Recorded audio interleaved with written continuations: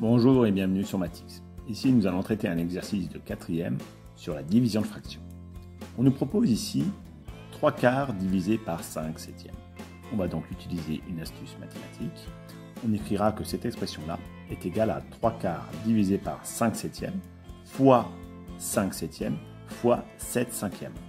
Ces deux expressions-là sont bien égales. En effet, 5 septièmes fois 7 cinquièmes est bien égal à 1. Il suffit de procéder tout simplement à la multiplication. 5 septièmes fois 7 cinquièmes, c'est égal à 35 sur 35, est égal à 1. On a donc bien deux expressions égales.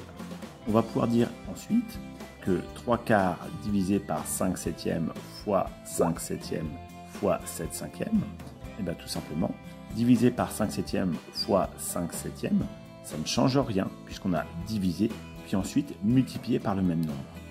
On va donc pouvoir restreindre cette expression à tout simplement l'opération 3 quarts fois 7 cinquièmes.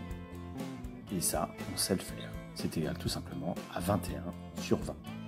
En regardant de plus près, on a en fait transformé l'opération.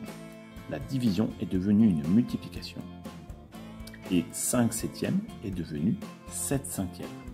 Cette fraction-là, on dira que c'est l'inverse de 5 septièmes, puisqu'on a tout simplement inversé le dénominateur et le numérateur. C'est comme cela qu'on divisera deux fractions.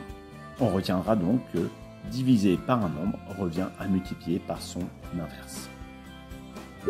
Procédons à un nouvel exemple. 4 cinquièmes divisé par 2 tiers. Je dirais tout simplement que c'est égal à 4 cinquièmes fois 3 demi. 3 demi est bien l'inverse de 2 tiers.